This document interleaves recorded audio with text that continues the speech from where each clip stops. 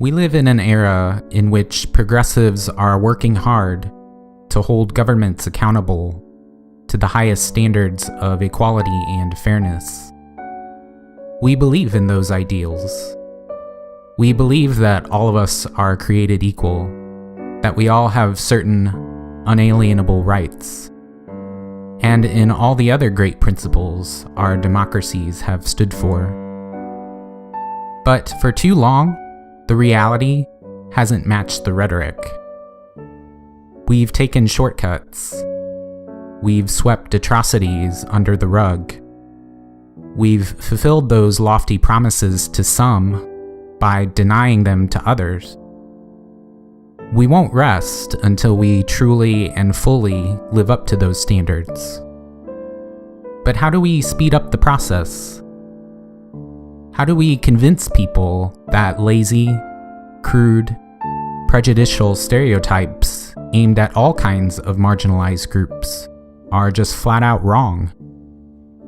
How do we convince people that it isn't just about having nice thoughts and treating people kindly, but also fixing the systemic injustices in our institutions?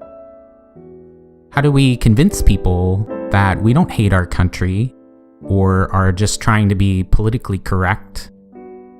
That we're patriots too, who, in the words of George McGovern, love our country deeply enough to call it to a higher standard.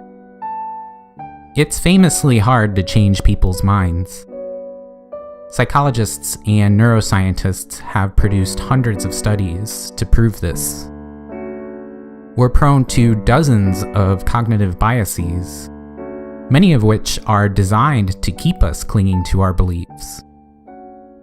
Some studies have even shown that presenting the facts just makes people cling to their beliefs even harder. None of these studies have discovered a magic formula or silver bullet, but there is a historical example that we've all lived through that has been extremely rapid and successful as far as these things go. The coming out movement.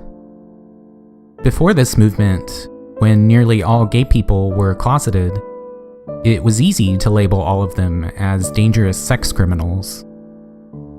But as more and more people bravely started coming out, it became apparent that they were just ordinary people who deserved to love in their own way. They weren't monsters. They were family, friends, acquaintances, and coworkers who were liked and respected. According to Gallup polling, in 1996, only 27% of Americans supported same-sex marriage. Today, 64% do. That's a 37% jump in about 20 years, an extraordinary turnaround. To put that into raw numbers, that means roughly 100 million Americans changed their mind on this issue in just a couple of decades. There were other factors besides the coming out movement, of course, but its crucial role is a testament to the power of visibility. It's a testament to the power of being who you are in your own social networks, of showing people rather than telling them that all those stereotypes that somehow got in their head are wrong. It's not a coincidence that many of our biggest divisions, from race and geography to political and religious affiliation, thrive on separation, on the lack of flesh and blood examples to counter the wild accusations and stereotypes.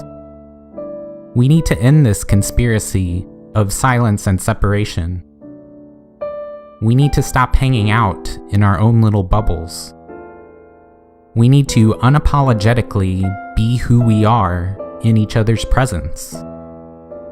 That's how we'll finally live up to those democratic ideals we set for ourselves long ago.